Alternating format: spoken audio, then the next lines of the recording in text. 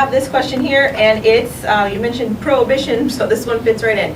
How is legalizing marijuana a constitutional issue? How is legalizing marijuana a constitutional issue? Any more questions, you can just send them down here if anyone's thought of something else. Oh, yeah.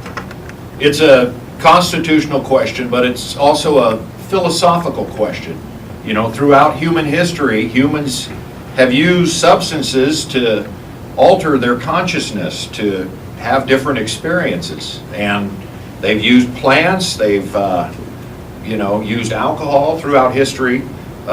Me personally, I've had 3 back surgeries. I was born with a degenerative disc disease, and I've lived with constant chronic back pain for the last 30 years. Now, according to the state of Iowa and the federal government, if I use cannabis to self-medicate, to take my back pain away for an hour or 2, I'm committing a crime. Now, I don't believe it's a crime to live a pain-free life, and I don't believe in 2018 I should have to be a medical refugee and move 500 miles to Colorado, a state where I know no one, away from my family, my friends, my family business, my photography business. I think that's sort of cruel and heartless and unjust. But getting back to the philosophical question, I own myself. As a libertarian, I've always believed that. Self-ownership, that's my right.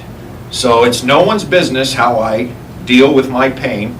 But under state and federal law, if I was to get high here in the state of Iowa to take my back pain away, I could be arrested and have my gun rights stripped from me.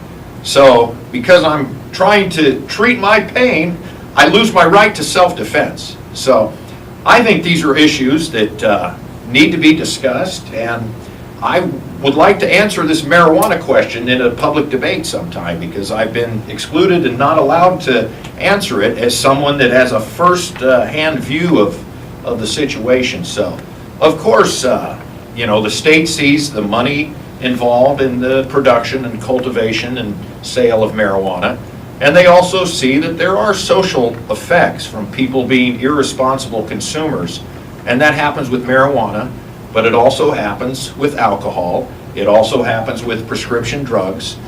We need to ask ourselves, as someone that's a libertarian, I'm a non-interventionist. I do not believe in going and looking into people's lives and trying to have the government agents intervene. But there are people that do need help, but when our elected representatives, not West, but I'm sure there's other ones, especially at the federal level, that take tens of thousands of dollars from the drug companies, and they keep cannabis illegal while they're pumping opioids into all these communities, and people are strung out on these highly addictive and deadly and dangerous drugs. You need to ask yourself, is this a war, especially with cannabis, is this a war you want to continue? I don't call it the war on drugs. I call it the war of drugs. There's a meme on the internet, it's the I don't do drug starter pack, and there's a pack of cigarettes and a bottle of booze and a cup of coffee from Starbucks. So people are going to use things to alter their consciousness, and it's a matter of whether your behavior under the influence of these intoxicants affects other people. Now, when it does affect other people, sure, that's where the government is there to step in to make sure that you don't harm yourself or harm others. But in terms of the private use of this plant product, I don't think it's any of the government's damn business. So. All right.